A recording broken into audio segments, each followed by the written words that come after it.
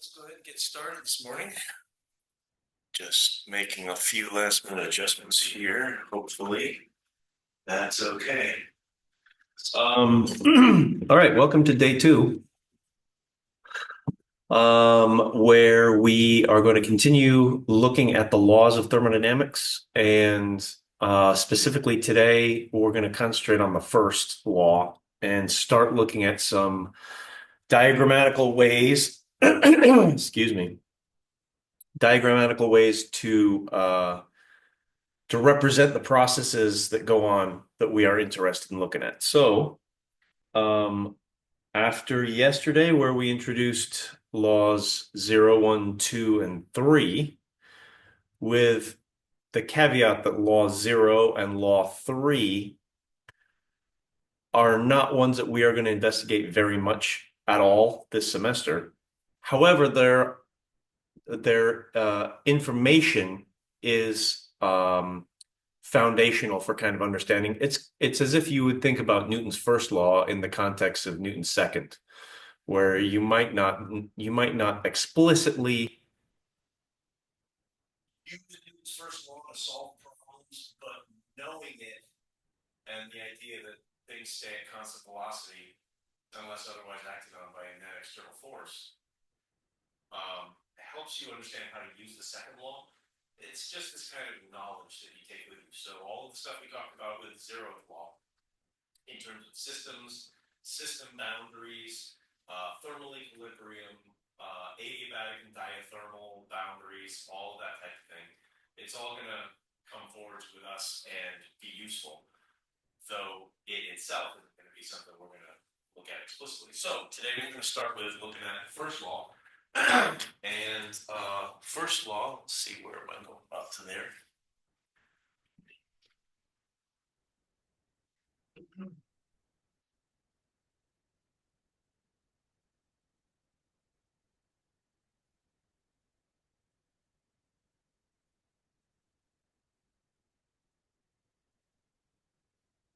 The first law. So the first law, as we talked about last time, is essentially the statement of energy conservation.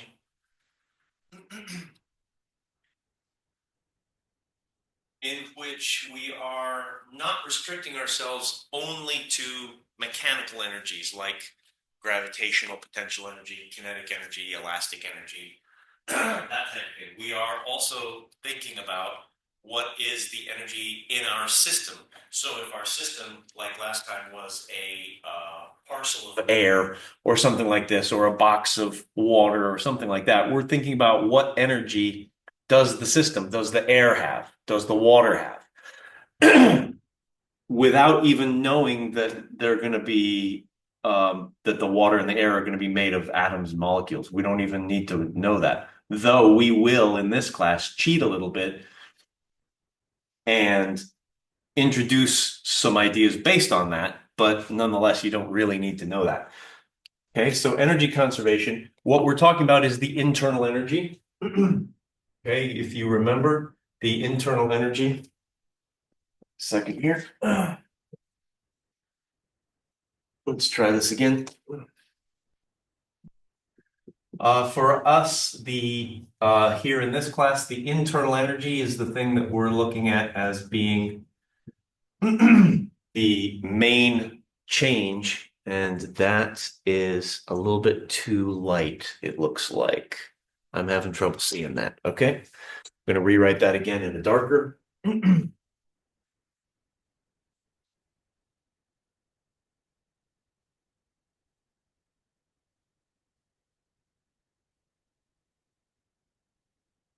So the statement of energy conservation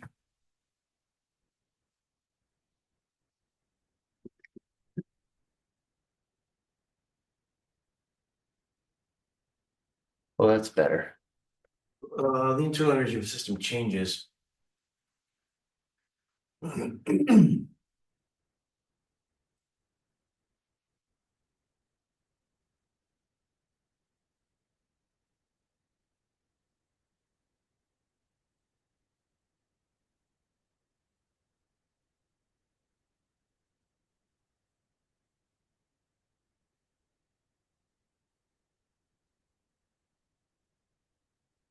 All right.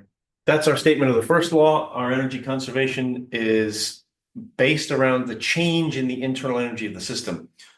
Therefore, we'd say that that internal energy changes if there is an interaction with the environment.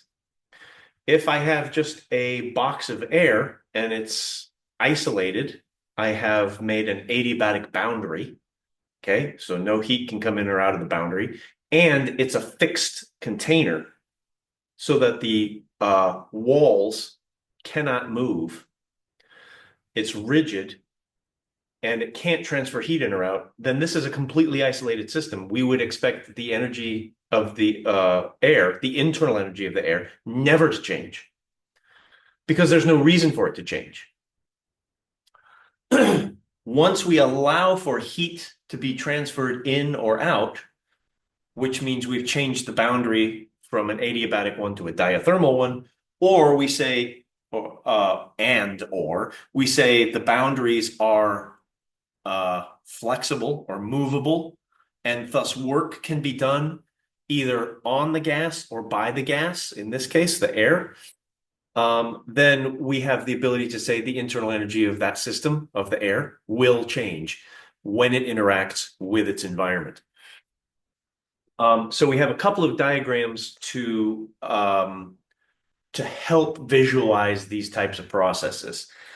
Now, the equation form of this we talked about last time, and it looks like this. It's just the idea of change in internal energy equal to Q plus W.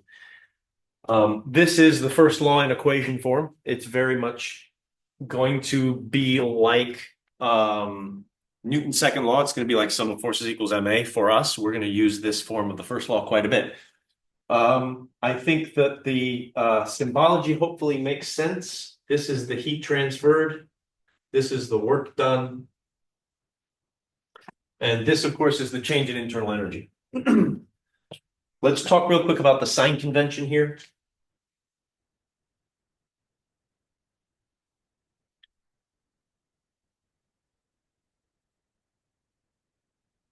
We are going to use the convention that we are the system. Well, I don't want to quite say it that way, but the idea is that we're looking at it from a system-centric point of view, so that if heat's coming in, then what that's likely doing is increasing my internal energy as I'm the system, for example, right? If I think of my box of air and then I put myself into the box and say, I'm a piece of the air, right? If heat comes in, then what's going to happen is my internal energy is going to get bigger.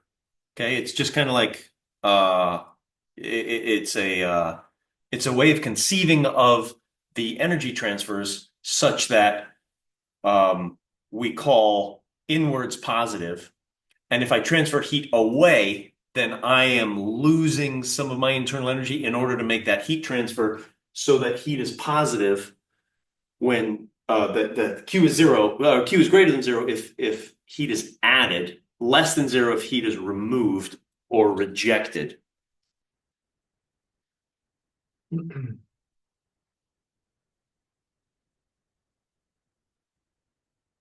Okay. The same convention holds with the W. If the work done is positive, that means we're expecting the internal energy to go up. If work is done by the system on the environment, then we are expecting the internal energy to drop. So the same basic convention holds for the work.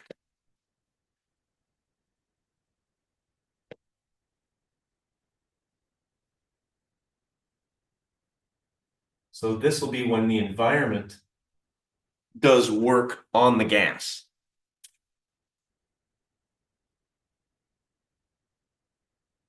Or I should say, really, on the system.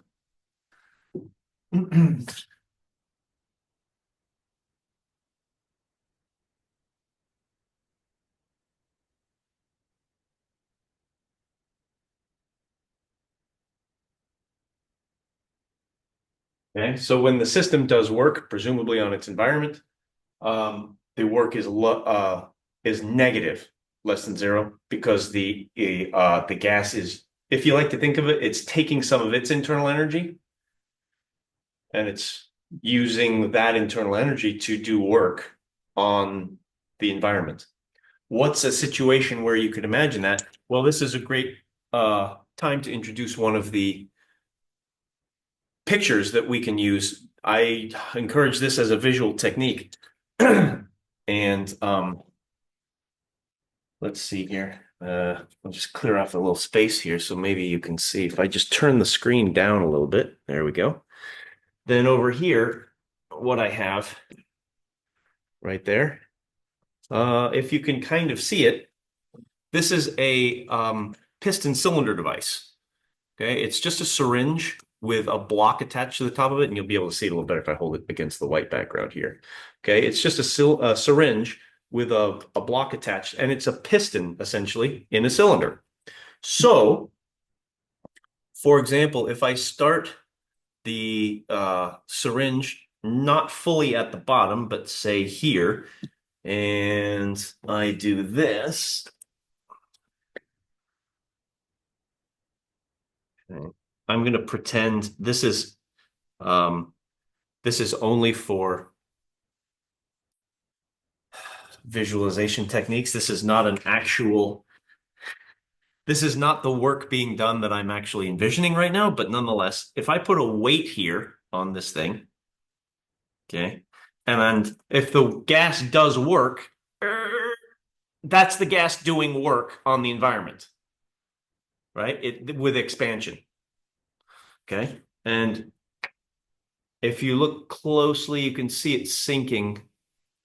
The environment is doing work on the gas by compression. Right. Now let's just push this back up. Okay.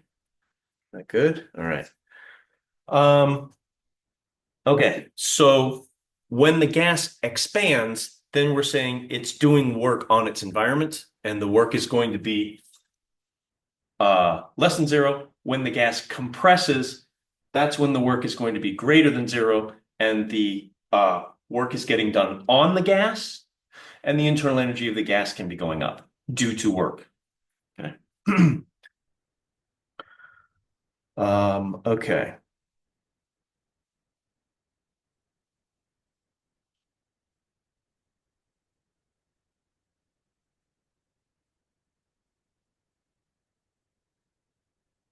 Let's take a look at all three of these quantities. Okay. We want to know something about each of these three quantities and how to work with them.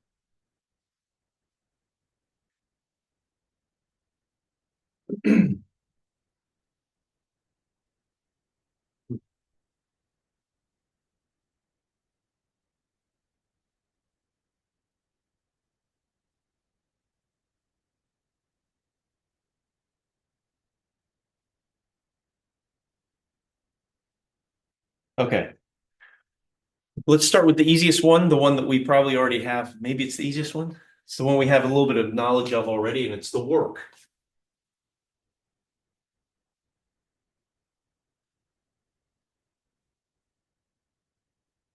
Work you already know is defined this way. A little bit small on that one. Let me see if we can write that a little bit bigger.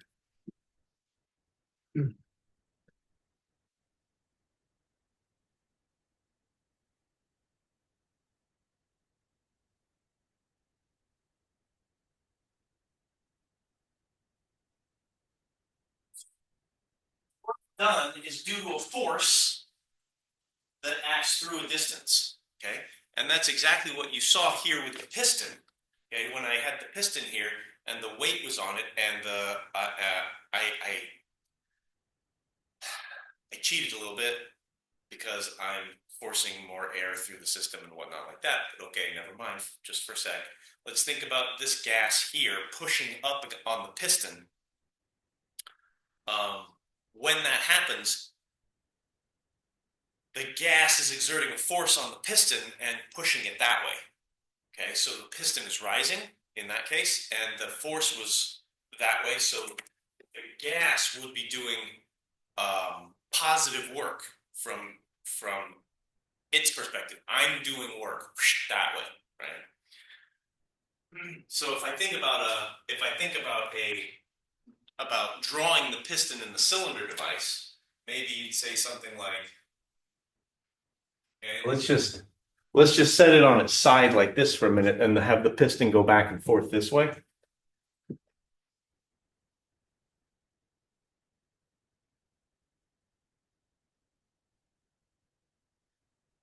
Such that in here I have a gas.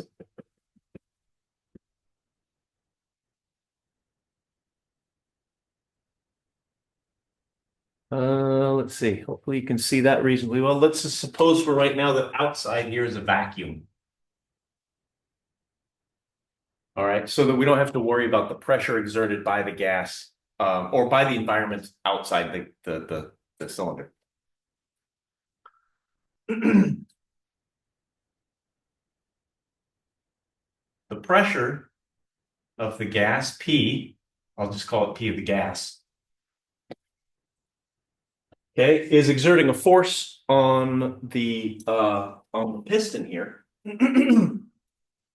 And so what we want to do is think about how is that uh, how is that contributing to work getting done? So let's start with a quick example here. Um, let's start with a quick example.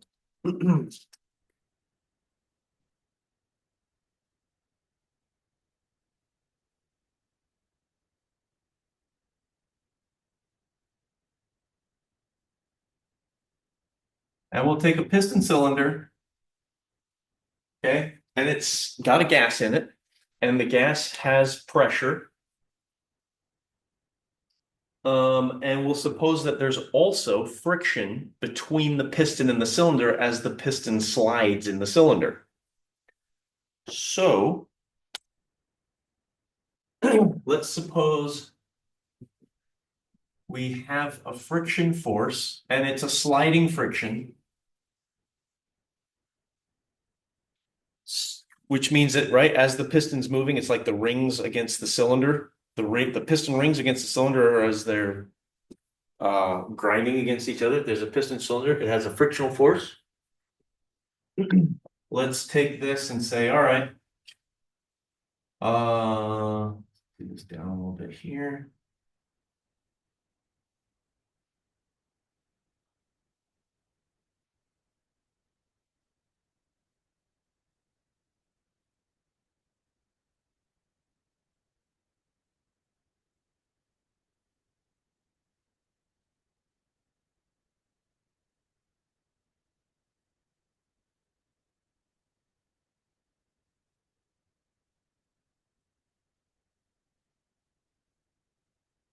Right. So let's assume that the gas is, or sorry, we're going to put a weight on the top and the gas is going to expand and do work. We're going to assume that the piston moves upwards some distance h.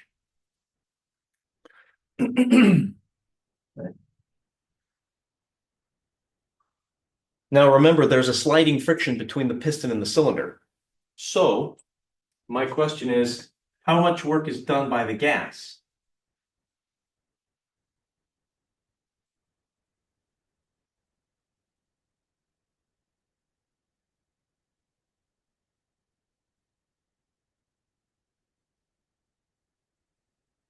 How much work is done by the gas as it pushes, due to its pressure, it pushes this piston up this distance h, right? Meaning that it's moved this mass upwards.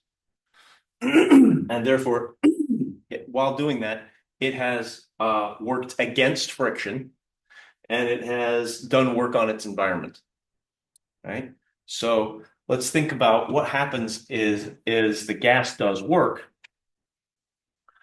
We're going to say that the forces on the piston, okay, as the piston moves upwards, let's say that it's doing so very slowly, so that you can consider it to be essentially in equilibrium at every spot as it moves upwards. Okay. Therefore, the forces on this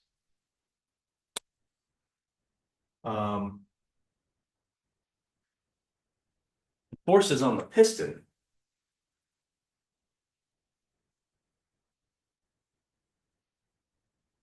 and the mass, right? Here's the piston and the mass. I'm just going to draw a quick force diagram. There's a weight downwards due to the mass of and I'm assuming the piston is not contributing much in the way of mass. There's a frictional force of sliding, which is also downwards. And then there's the pressure of the gas, which is pushing upwards, and that pressure is equal to the downwards here of the two forces downwards. So why don't you start here real quick by coming up with what do you suppose the work done by the gas is as it slides through distance h? Okay, why don't you take a minute and try to come up with what does that work look like?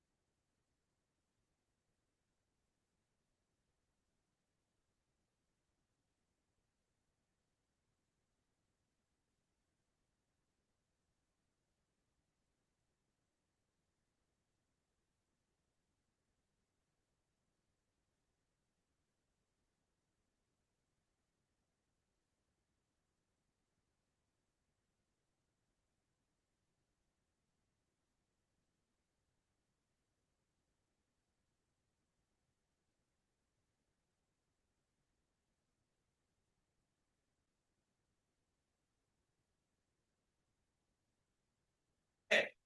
Hopefully uh, hopefully you're working and figuring this out, how this goes. So we're looking at the forces, right? I kind of set it up such that sum of forces would be zero at every step along the way. It's what's called a reversible process. We'll get to a little bit more about what that means in a minute.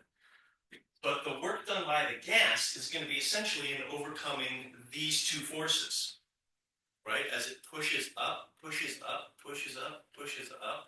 So every point, the work done by the gas is due to these two forces being overcome by the pressure force of the gas. Okay? Since we're dealing with this as the work, then the force that we're actually putting here is the sum of these two. If you can figure that, right? And since our sum of forces is 0, that means that the pressure force is equal to Fg plus F friction. And thus, when we went to the work and we went to, my head is right, so right there, that's the pressure force that the gas is exerting, okay? And it's moving some distance here. That means the work that we're going to do is F of the pressure force dotted with ds, okay? But this force is a constant, so we can take it outside the integration and just do the integration on ds. ds integration turns out to just be h, okay? And therefore, this turns into Fg of the mass plus F friction here for the pressure force dotted with H, and that means it's multiplied. All right. Now, if we just chucked in a couple of numbers on this, suppose we had something like a 50-gram mass and a say 0.2 Newton frictional force or something like that. And we'll assume that it moved like, say, 25 centimeters or something like this, right? So let's just throw a few numbers in here just to take a quick look. That's our expression for what the work done by the gas is.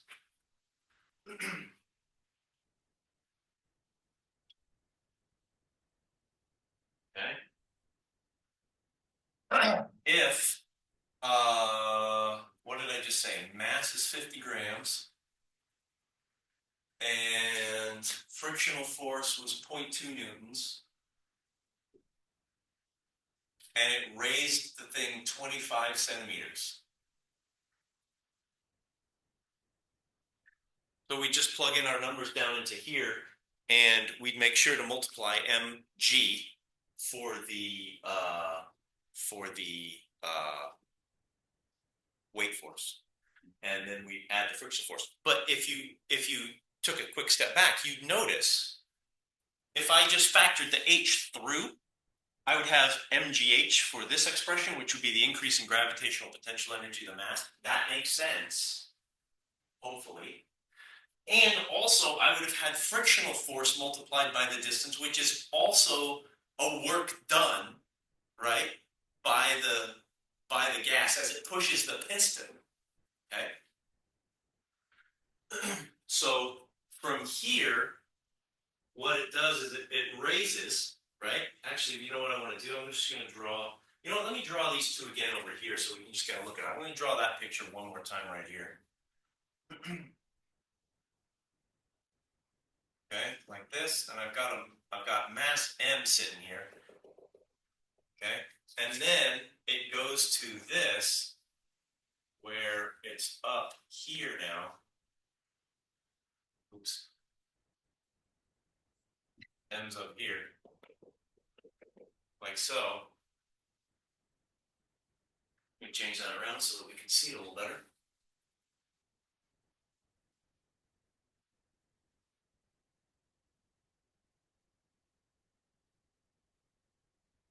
Okay, like that. So thinking of what was the effect of the gas's work? Well, look what happened. The mass went up. It increased its gravitational potential energy. Therefore, you know something had to have pushed it because energy is conserved. And that's the work done by the gas. Okay? So this expression hopefully makes reasonable sense to you because it's the expression of work that shows up outside the gas, right? It's frictional work plus gravitational potential energy. Now, back to the numbers, 25 centimeters. If we plug those numbers in, the work done would be mg plus F friction times H, which in this case would be 0.05 multiplied by 10, plus 0.2, and that whole thing multiplied by H, which was 0.25.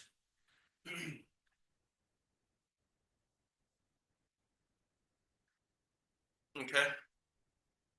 And you come up with a number, the amount of work done by the gas. Let's just see if I can just knock out a quick number here.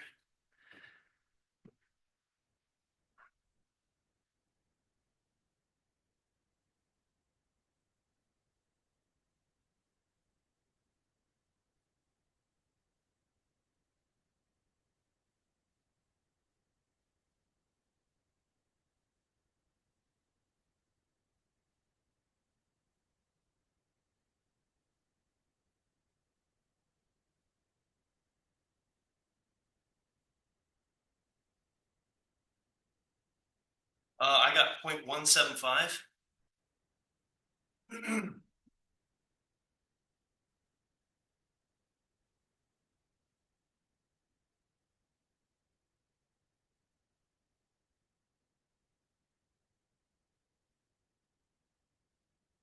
Okay, work done by the gas.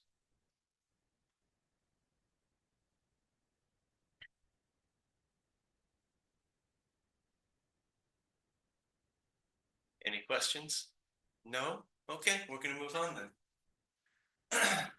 I want to ask a slightly different question now.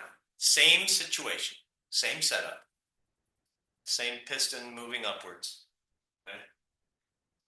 In which case I'm going to erase this.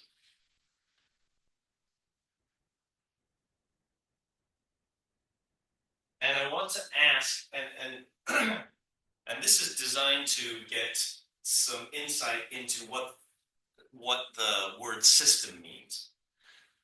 Because we spent a lot of time last time talking about systems. Or maybe we didn't spend a lot of time, but we spent a pretty good amount of time. I want to now change the system, because last time, right, we looked at what the gas did. Now I would like to change the system. I would like to change the system. What if the system was the gas plus the piston plus the cylinder? Okay, same system, right there, same thing, same situation. But now I'm going to change my thinking about the situation and say my system is now this: gas, piston, cylinder. That mirror thing really messed me up. Gas, piston, cylinder. Okay. What the question is now is, what's the internal energy change of my system?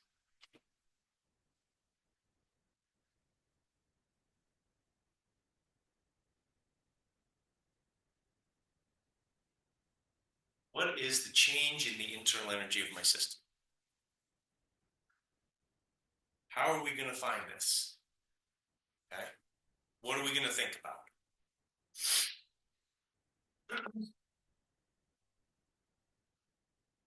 Well, looking back at this, now my system is no longer just the gas. Okay. We know that the gas did work in pushing the mass up and overcoming friction in the cylinder. Okay. Now, if I incorporate the cylinder into my system,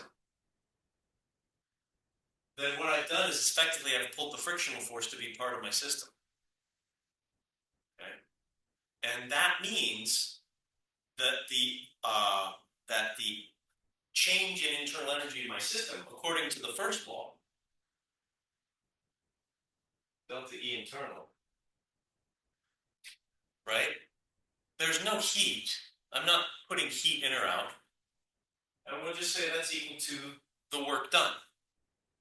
Okay. Question is, what's the work done? Well, if the work changed the environment, then we should be able to note that.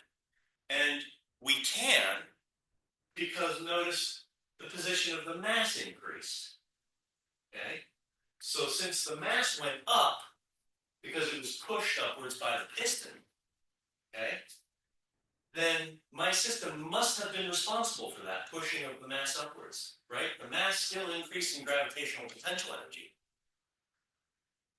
And that's the only external thing to the system that happened. Yeah? Therefore, what I would have to say is, since the gravitational potential energy of the mass increased, my system did work, and therefore the internal energy change should have dropped. It should be negative. The change in internal energy should be negative, and it should be equal to the gravitational potential energy increase of the mass. Okay, now if I think about it this way, let's do it this way. Okay, if I think about a bar chart,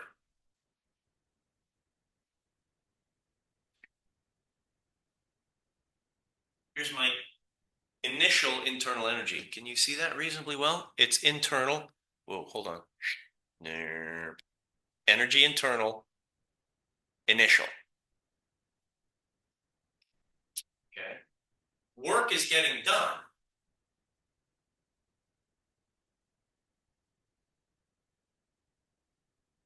In order to push the mass up. Therefore, what the first law is telling me is I should expect the internal energy of the gas and or my system, as you might think about it, in the final state to be lower.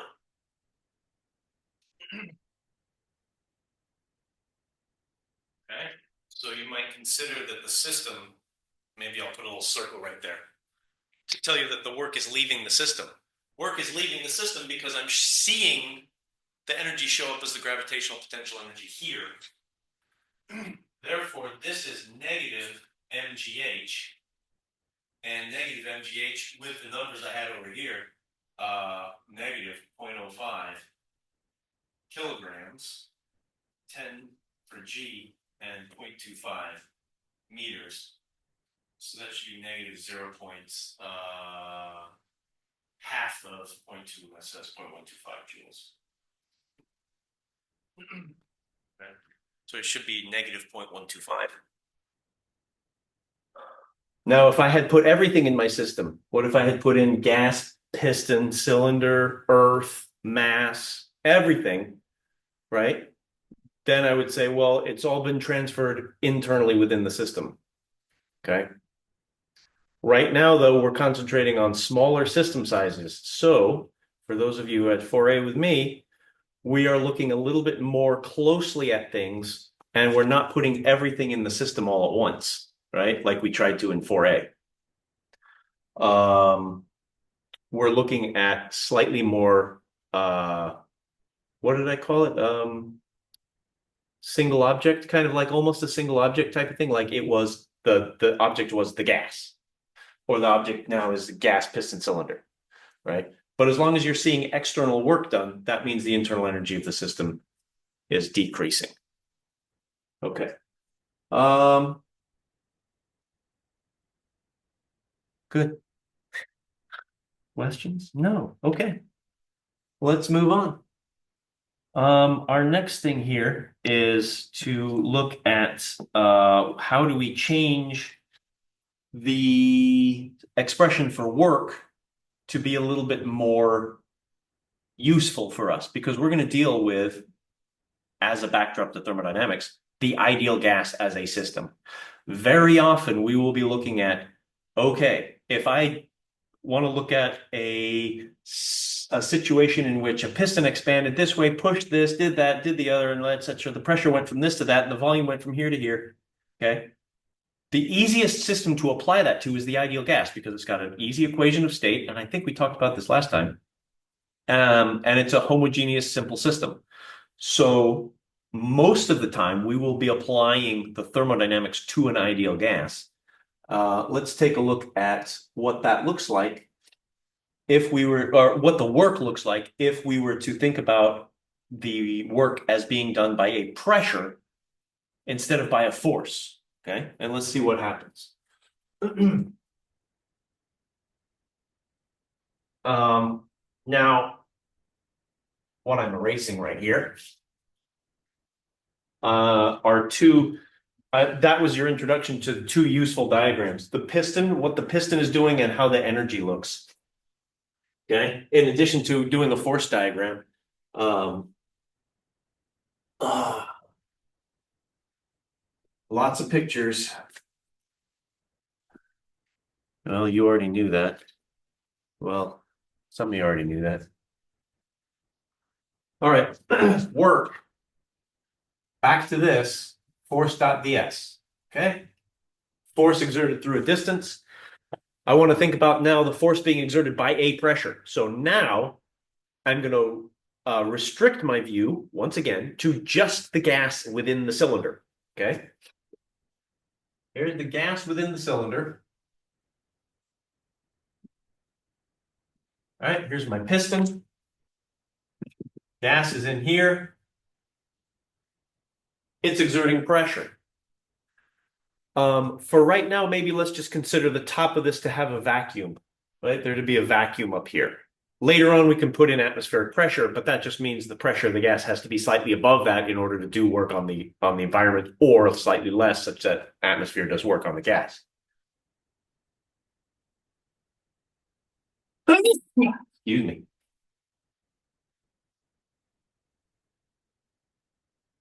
Okay, so if I look at the system as being the gas alone,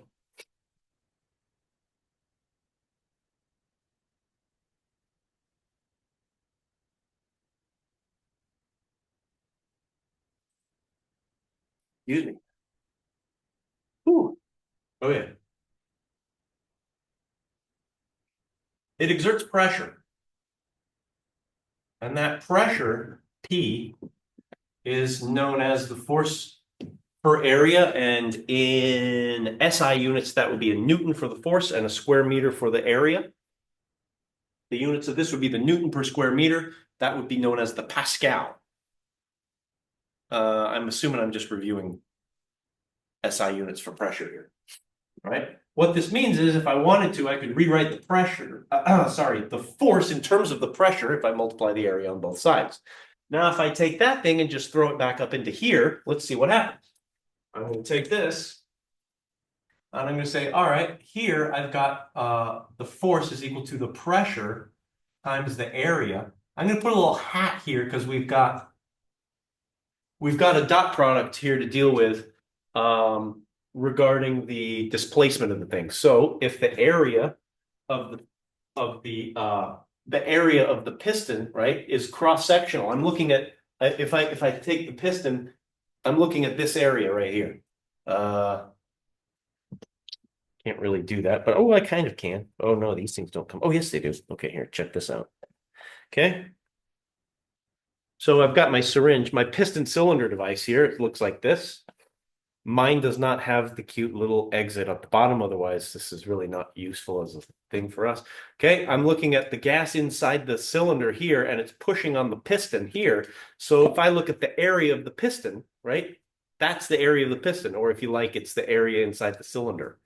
Okay, like that. That area is going to be parallel with the displacement. Say the piston is getting work done on it, so it's going up like this, right? So the area that way and the displacement that way. So that means this dot product kind of goes away. And then when I look at the area and the displacement, really what that is a change in the volume of the cylinder.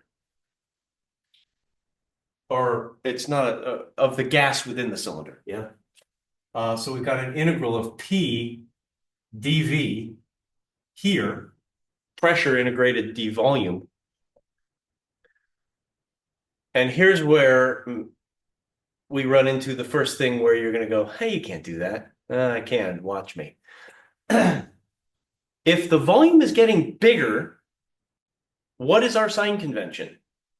Okay, if the volume is expanding, like so, what's doing work on what?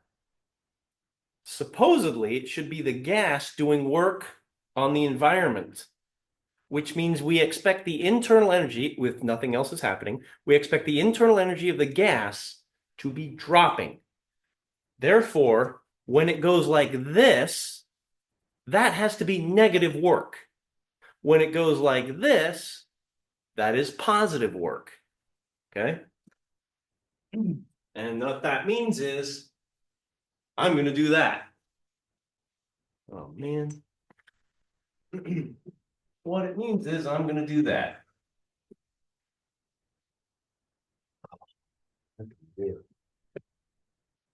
Get up there. So that if the dV is an increase, that means the work is negative. Okay. All right.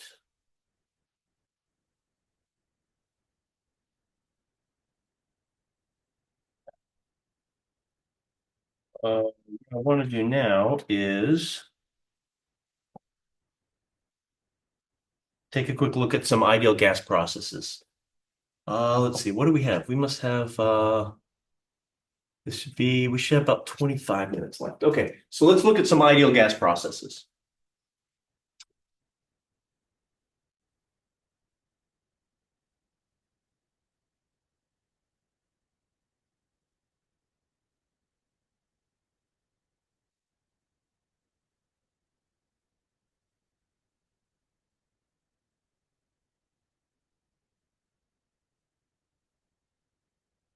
These aren't ideal. I wrote ideal gas, but it's because we're looking at it in the context of the ideal gas. These are processes. It doesn't have to be an ideal gas. It just so happens that when we do the mathematics, because the ideal gas equation of state is so simple, we're going to use that. Okay, the ideal gas equation of state, I'm kind of going to assume you know that. If you don't, it's this.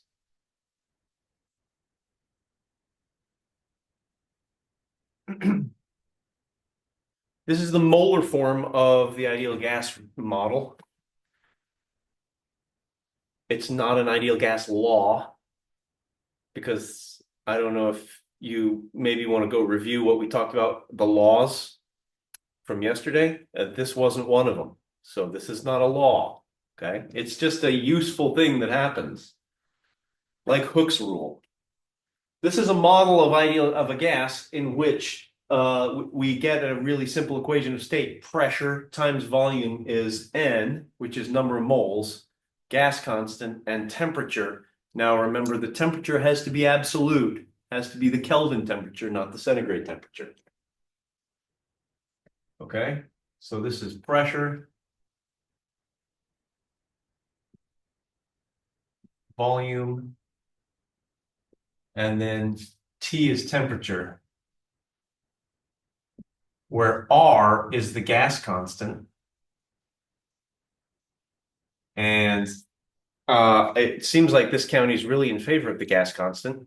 I see people with this on their bumpers. Maybe you do too, with that little oval white sticker. It says 831 on it. The gas constant is 831. And the units that we're going to have are joules per mole per Kelvin. N is equal to the number of moles.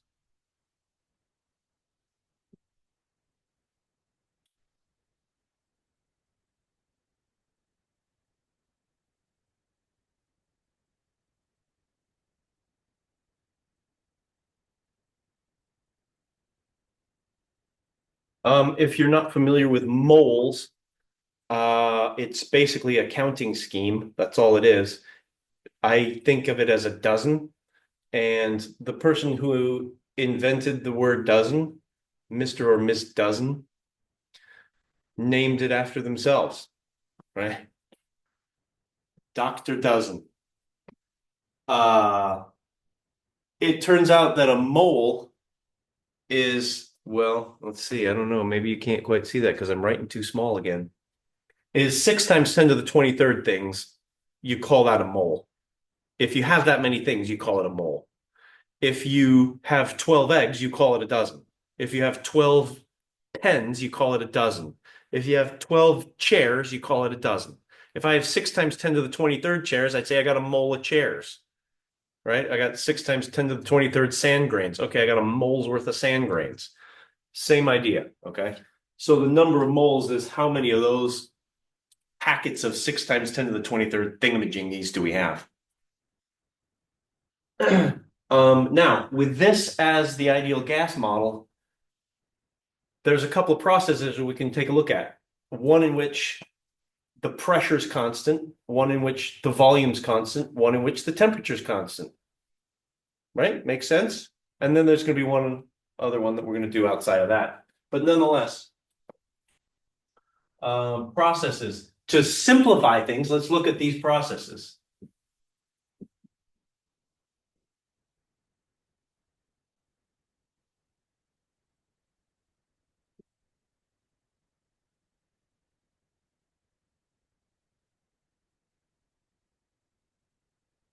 Constant pressure,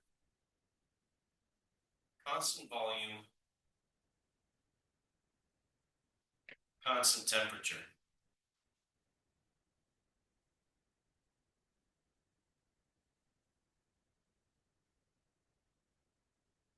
Remember, the temperature is kelvins, not centigrades. Okay. Got to re-up my pen here. Now, one thing that I didn't quite get to last time in talking about the second law was the idea that the second law gives us the opportunity to define the temperature. When we talked about the zeroth law gave us the opportunity to define a temperature also. But in the zeroth law, that was an empirical temperature. In the second law, it's a thermodynamic temperature. The gist of this is that the thermodynamic temperature is the Kelvin temperature. The empirical temperature is the Fahrenheit or centigrade temperature. Okay? And there's a difference. And if you don't know the difference, that's okay. We'll talk about it later. But I'm just telling you there's a slight difference there. It's not a slight difference. It's a huge difference, but nonetheless. We're going to take a quick look at these three processes. Now, for the third useful picture form that we are going to have, it's called the PV plot or the PV diagram.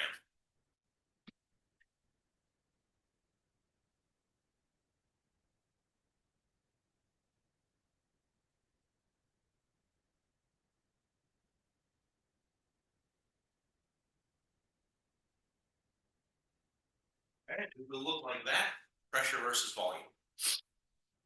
Pressure always on this one, volume on that one. Never the reverse. Otherwise, you're going to have a confused instructor. Okay, if I do a constant pressure process, what is this going to look like?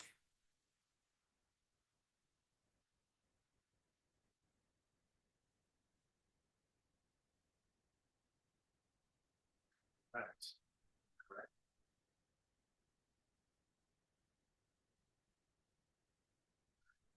Now you know what I'm going to do.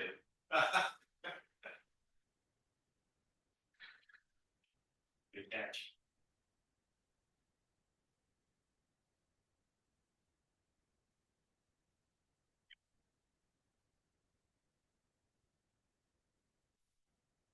Okay, so here's a line. I'm going to assume initial to final is left to right, and my process is moving them that way. Constant pressure, right? It's called an isobar or an isobaric process.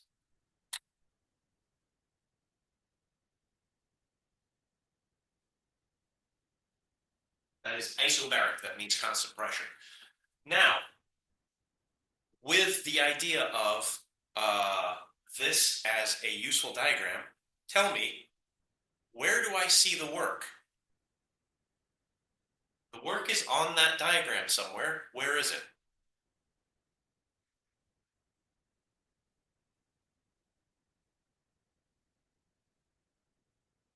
Yeah, good. Okay. right there. That's the work done during an isobaric process.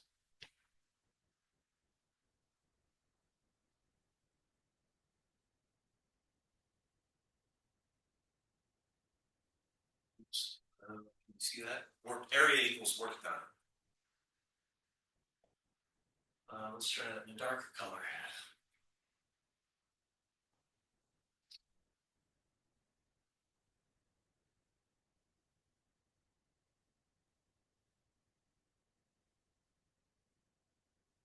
Right? The area is the work done. Now that's true in general. Why? Because we know already that the work from our last messing around with the expression for work, we know that the work looks like that. It's the integral of the PDV. Okay? And that means it is the area under the PV graph. That's why we want to look at the PV graphs, because the work is always the area underneath those. And remember, it goes all the way down to the axis and initial, final, all that good stuff. Now, in this case, you would have said the area underneath that is positive, right? But not careful. Remember, we've got this minus sign in the work. So really, I want to be careful here and say there's a minus sign right there.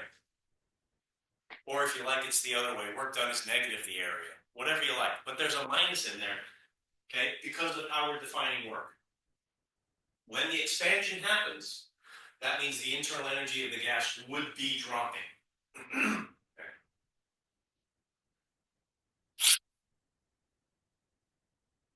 I say that if nothing else is happening, right? Okay, but hold on, something else must be happening.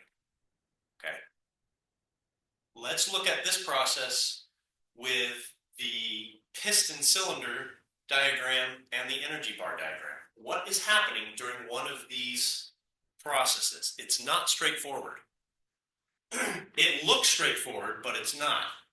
And if you take that mentality forward in this class, you will do better than you think. It looks straightforward, but it's not. Okay, so here.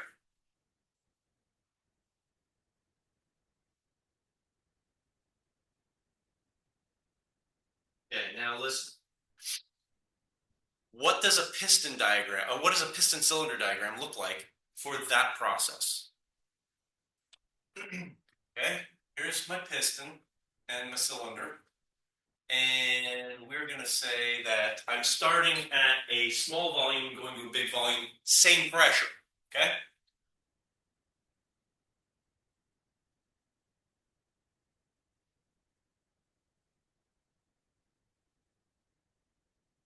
Okay, suppose this is my initial state. We're going to the final state, which is this.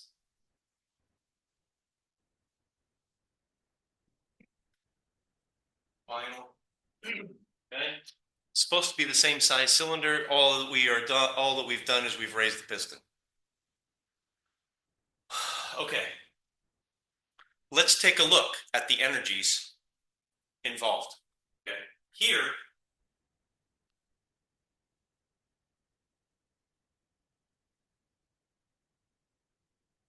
E internal initial. Sorry, once again, too small. I'll write that bigger.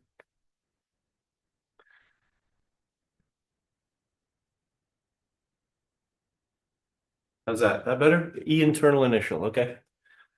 There's some internal energy in the gas here. Now, we know that work is done. What sign is the work?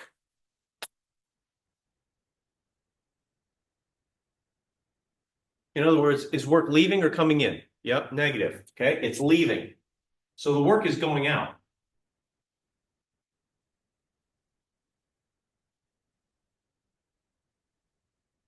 Which must mean that we would consider the final energy to be lower. But wait a minute. The pressure of the gas is still the same.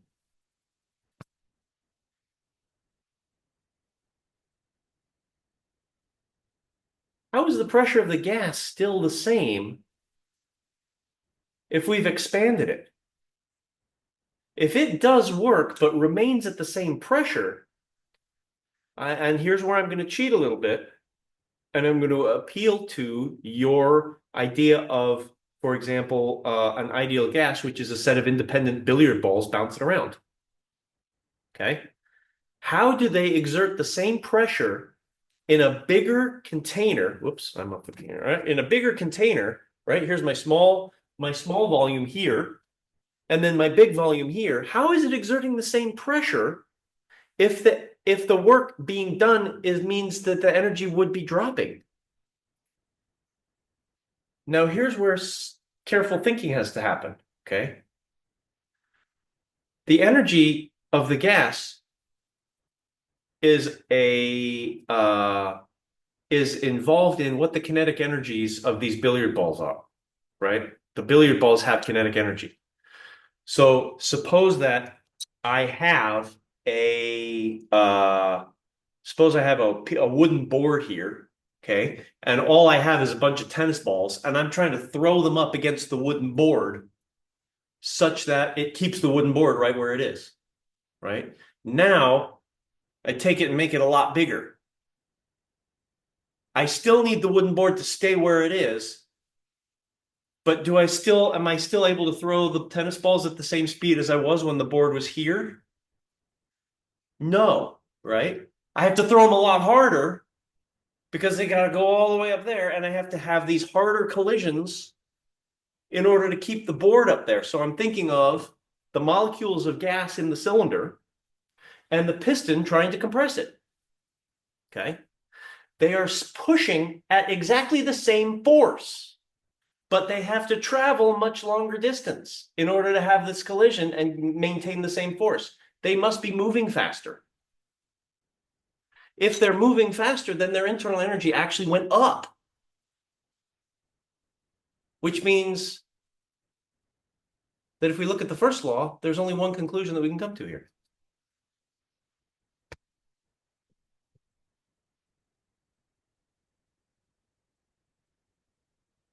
If the work is decreasing the internal energy, but the internal energy got higher, we must have added a lot of heat.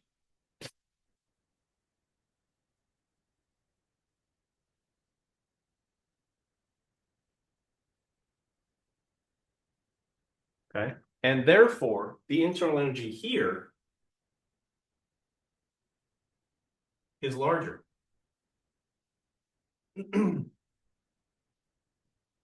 Okay. Now,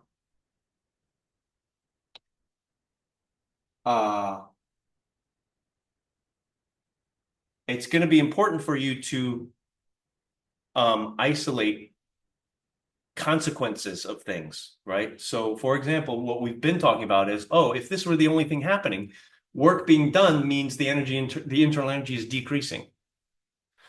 Okay, but now we threw on one more restriction, and that is that the pressure stayed constant. In order to keep the pressure constant and keep these bits of air hitting the thing and able to exert the same force, and when we get to this part of the class, you'll see what I'm talking about, because we can really break it down into the momentum of the particles of the gas and all this stuff. But the idea being that I actually have to have them moving faster here in order to maintain the same pressure in the gas. Thus, my internal energy must be higher, and that means I had to have added more heat than work left, okay, by the first law.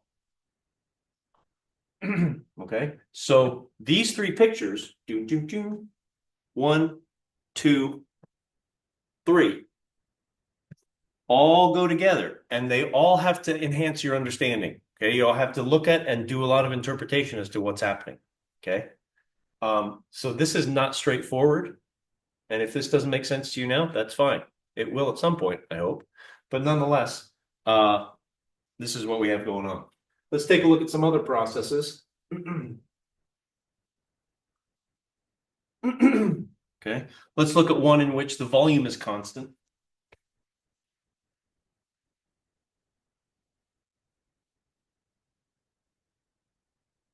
Constant volume has a name also. It's called the isovolumetric. At least that's what I call it, but the newfangled name is isochoric.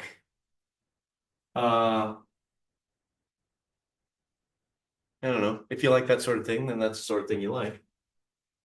And on a PV graph, a constant volume process would be like this, right? Pressure, say 1 to pressure 2, or something like that. Suppose it's going downwards. It certainly could be going upwards. Okay. What this means is then that I have taken my piston.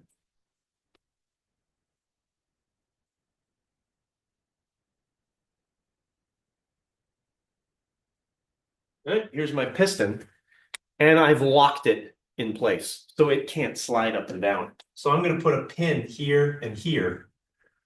I'm going to pin the piston right where it is and not let it move. Or if you like, you could, instead of a piston cylinder, you could just imagine a rigid box. Same thing, constant volume. Question, how much work is done during this process?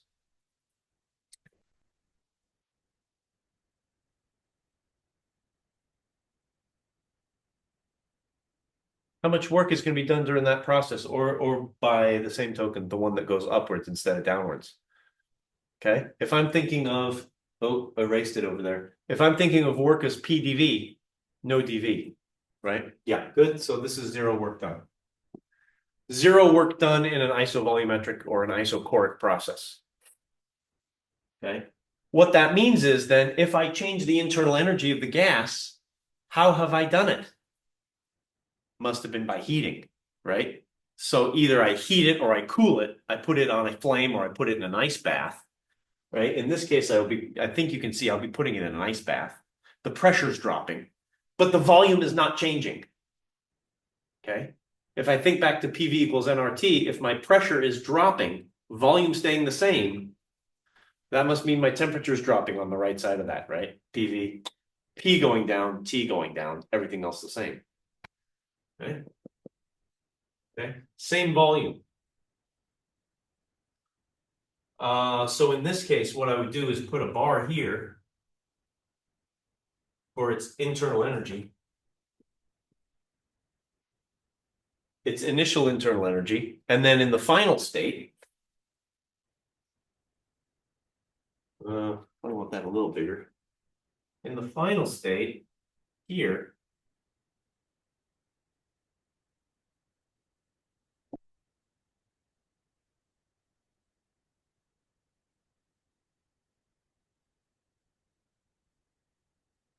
that's the final internal energy. It's lower. I tried to draw it at the same level. It's supposed to be at the same level piston, right? Because of the volume same.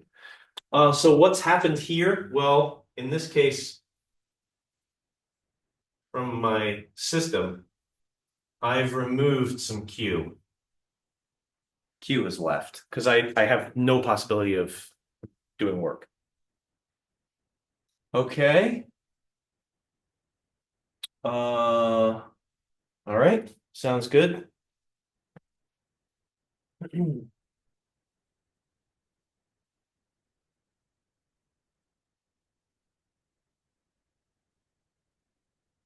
Last one here is going to be the constant temperature, and I think we'll be able to sneak this one in barely, but let's give it a try.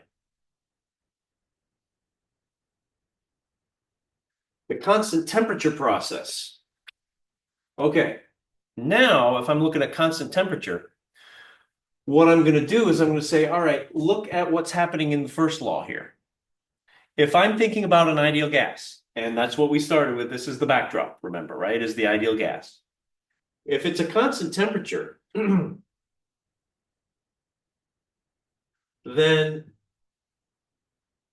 what is likely true about the energy of the gas? Its internal energy.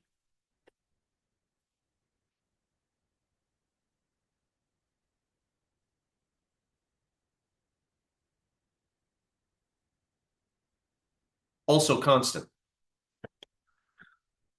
The internal energy of an ideal gas depends solely upon its temperature. This is a result of the Joule experiments. The internal energy of an ideal gas is temperature only. Okay. That means if you think back to the isobaric process that we did, in order to get the pressure to stay the same, I had to heat it way up. I had to dump a bunch of heat in, increase the temperature in order to get the internal energy to be bigger, such that it would then increase or keep the pressure constant, right? It increased the temperature in order to keep the pressure constant. So if I look at the internal energy being constant and I go back to the first law, that means this is zero. And therefore, whatever the work is that is getting done in or out, it's getting matched by the heat in or out. Okay. So in this case, Q is equal to negative W by the first law. And it's just offsetting. I don't know, offsetting is the wrong word, but whatever work's being done, the heat's doing the opposite to that to keep the energy checked. Okay.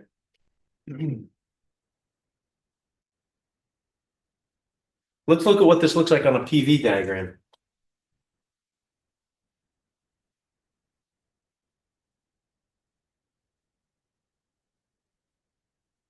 What does the ideal gas look like if I have a constant temperature? How are the P and the V related?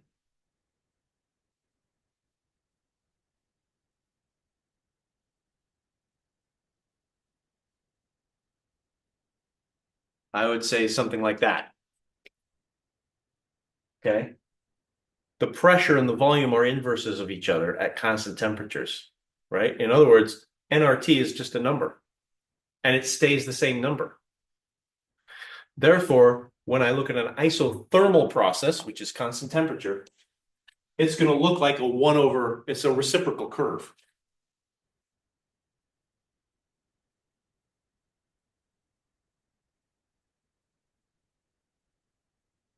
Isothermal.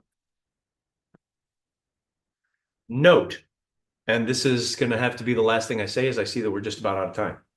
Note, an isothermal process does not mean that heat has not been added or taken away. Heat has been transferred. It has to have been.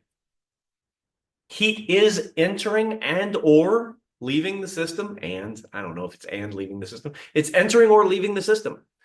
Heat is definitely getting transferred. It is isothermal, meaning the temperature stays constant. But that doesn't mean that there's no heat in or out. That's a totally different thing. So please, I kind of talked a little bit about this in the first class, that heat and temperature are different things. Okay. Just because the temperature is constant doesn't mean that there's no heat in or out. And this is a prime example of that. Okay. We're going to leave it at that as I see that it's about time to end. So happy day to all of you today. And we will pick up here tomorrow. Start taking a look at some of the homework. There's a lot of questions. I think I gave you like 6 or 7 questions to start off the homework. It's a good time to start thinking about conceptually how to start answering those. Okay, because this is what we've been talking about is the concepts of it. All right. Well, I hope you enjoy the rest of your day wherever you are and whatever time this is for you. I will see you tomorrow at whatever time I see you tomorrow. I'll be here though, but you might not either. So anyways, happy rest of your day, folks. All righty. Take care.